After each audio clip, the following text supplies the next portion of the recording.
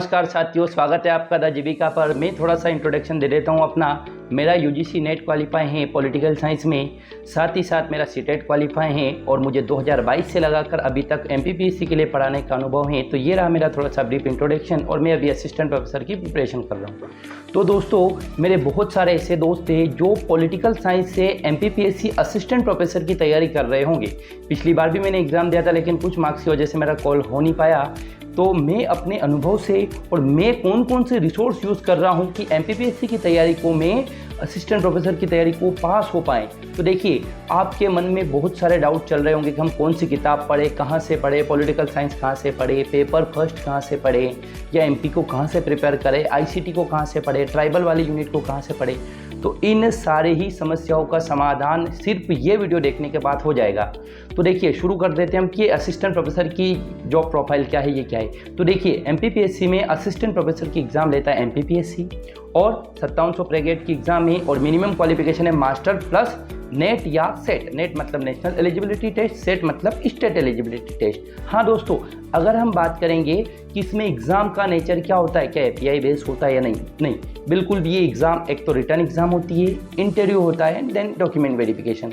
तो हमने क्या बताया आपको कि एग्ज़ाम लेता कौन है, एमपीपीएससी। नेचर क्या है आपका, ऑब्जेक्टिव एमसीक्यू टाइप आते हैं और 1/4 जो है आपका minus marking first time introduce हुआ है और 200 क्वेश्चन आते हैं। 150 क्वेश्चन आपके सब्जेक्ट के आएंगे, पॉलिटिकल साइंस हो, सोशियोलॉजी हो, और 50 क्वेश्चन आएंगे आपके एमपीजीके के, जो कि 200 नंबर के होते हैं, मतलब एक क्वेश्चन 4 नंबर का। तो ये हो गया आपका थोड़ा सा पेपर के बारे में और एग्ज़ाम पैटर्न के बारे में।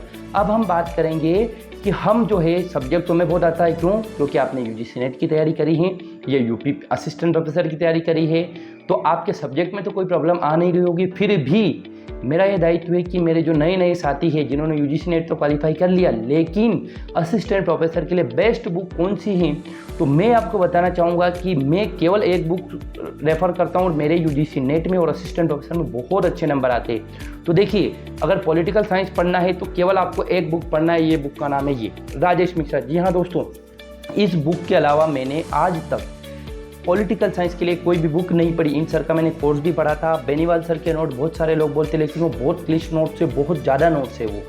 इस पॉलिटिकल साइंस में एमपीपीएससी में इस बुक से एज इट इज़ लाइन उठाई हुई हैं।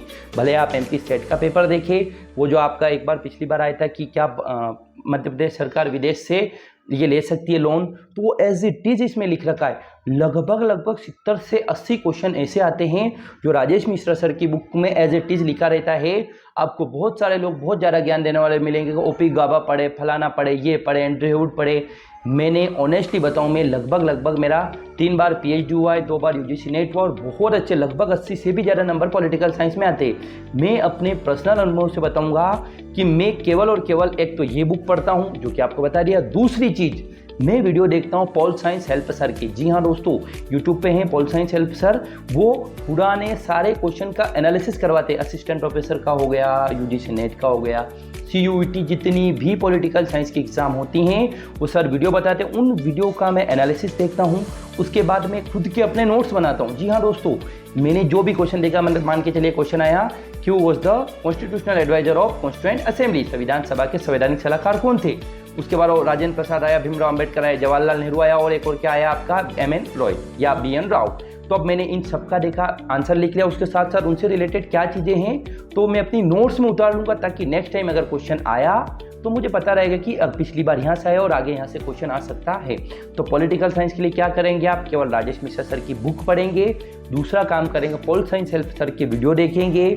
और तीसरा काम करना है अपने हाथों से बने हुए नोट्स। जी हाँ फ्रेंड, इसका कोई अल्टरनेटिव नहीं है। मेरे बहुत सारे दोस्त या मेरे बहुत सारे ऐसे स्टूडेंट हैं जो मुझे मिलते हैं और बोलते हैं कि सर नोट्स कैसे बनाए, नोट्स बनाने में बहुत समय जाता है।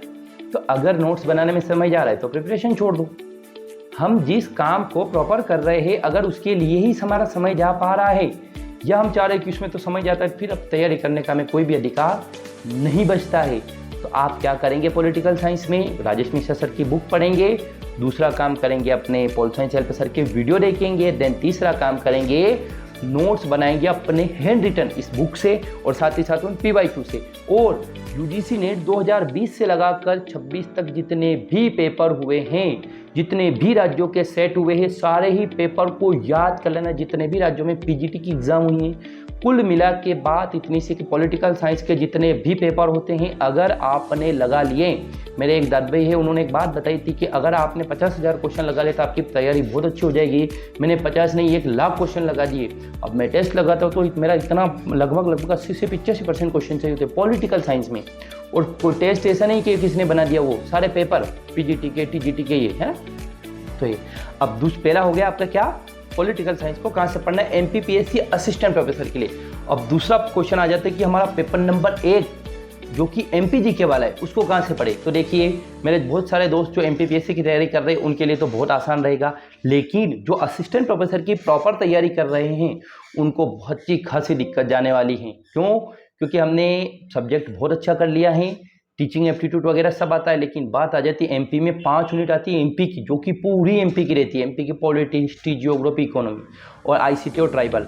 तो अब दिक्कत आ जाती है कि हम इसको पढ़े कहाँ से, और बच्चा अधिकांश इस एग्ज़ाम में अगर फेल हो रहा है, पिछली बार मेरा नहीं होने का कारण यही है कि मैंने एमपीजीके में 21 क्वेश्चन बने थे, जबकि मैं बहुत अच्छा एमपी पढ़ रखा है मैंने और पढ़ाता भी हूँ, लेकिन खैर वो संयोग नहीं बन पाए थे। तो अब एमपी को कहाँ से पढ़ना है इसकी भी केवल 2 बुक मैं आपको बताऊँगा, बाकी ज्ञानी बनने की कोई आवश्यकता नहीं है। तो आईसीटी के लिए तो देखो आपने यूजीसी नेट के लिए पढ़ा होगा तो वही सफिशिएंट है। आईसीटी में तो ऑलमोस्ट वहाँ से क्वेश्चन आ जाएंगे, तो आईसीटी के लिए कोई बुक पढ़ने की आवश्यकता नहीं, क्योंकि 5 क्वेश्चन है, कभी कभी 3 क्वेश्चन भी आते हैं, तो उसके लिए कोई नई बुक नहीं। आपको बहुत सारे लोग किताबें बताएंगे, बोलो आईसीटी के लिए ये पढ़ लो, कुछ मत पढ़ना है, तो आईसीटी आपको कोई नई बुक नहीं पढ़े। अब आ जाती है बात कि एमपीजीके को कहाँ से पढ़े। थ्योरेटिकल पोर्शन की अगर बात करेंगे तो थ्योरेटिकल पोर्शन के लिए ये किताब आती है परीक्षा धाम। जी हाँ दोस्तों, इस किताब के अलावा आपको तीसरी कोई किताब नहीं देखना है। मैं गारंटी के साथ बोल दूँ 100% क्वेश्चन इसमें से आएंगे। मुझे भरोसा है अगर आप पुराना पेपर उठाएंगे और इस किताब से मिलाएंगे तो 100% क्वेश्चन यहाँ से आपको टिक जाएंगे। तो मेरी आपसे एक ही रिक्वेस्ट है कि परीक्षा धाम की किताब को एमपीजीके के लिए पढ़े। कोई मैराथन क्लास नहीं, कोई किसी नई बुक, फलानी बुक आ गई, फलाने नोट्स आ गए, इस कोचिंग के किसी भी नोट्स को कुछ भी पढ़ने की आवश्यकता नहीं है। लगभग 400 पेज है, 50 पेज भी दिन में पढ़ेंगे तो 10 बार आप एग्जाम से पहले रिवाइज कर पाएंगे। मेरी इतनी सी रिक्वेस्ट है, केवल एक दिन में टारगेट बना लो कि 50 पेज हमें इस बुक का पढ़ना है। दूसरी बात आ जाती है ये भी परीक्षा धाम की वस्तुनिष्ठ या ऑब्जेक्टिव बुक। आपने मान के चले एक चैप्टर पढ़ा कि मध्य प्रदेश की नदियाँ, मध्य प्रदेश की नदियाँ वाला चैप्टर पढ़ लिया। अब उस नदियाँ वाला चैप्टर पढ़ने के बाद आप जाएं इस बुक में, ऑब्जेक्टिव वाली बताई, और जितने भी 100-150 क्वेश्चन है वो सारे लगा लें। और आप देखिए एमपीपीएससी का असिस्टेंट प्रोफेसर का पेपर उठाएं, या एमपीपीएससी अभी जो लेटेस्ट पेपर ले रहा है उन सब को क्या करेंगे आप देखें कि क्वेश्चन कैसे आ रहे हैं। जैसे अभी एमपीपीएससी का हुआ है, उससे पहले डायरेक्टिव प्रिंसिपल को, आईटीआई प्रिंसिपल, ये सारे ही क्वेश्चन देखें आप कि एमपीपीएससी क्वेश्चन पूछ किस रेंज से रहा है। तो असिस्टेंट प्रोफेसर के लिए ये रही मेरी बुक लिस्ट। मैं इसके अलावा दूसरा कोई भी सब्जेक्ट ना तो दूसरी बुक से पढ़ता हूँ। हाँ, पॉलिटिकल साइंस में मिडाइवल थिंकर वगैरह कुछ आते हैं तो उसके वीडियो देख लेंगे, चैट जीपीटी से लेके देख सकते हैं। और आपका जो आपकी पॉलिटिकल साइंस में 2 यूनिट, हाँ एमपीजीके में 70 क्वेश्चन आते हैं एमपी के, 2 यूनिट भी पॉलिटिकल साइंस की, पॉलिटिकल साइंस वाले पेपर में 2 यूनिट एमपी की है, तो एमपी की पॉलिटी परीक्षा धाम से हो जाएगी।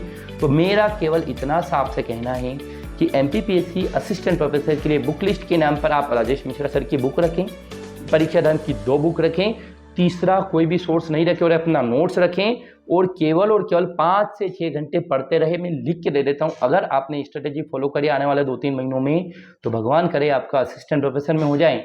और असिस्टेंट प्रोफेसर पॉलिटिकल साइंस से रिलेटेड या एमपीपीएससी से रिलेटेड आपके मन में कोई भी डाउट चलता है तो मुझे कमेंट करके ज़रूर बताएं, मैं वीडियो बनाने की कोशिश करूँगा।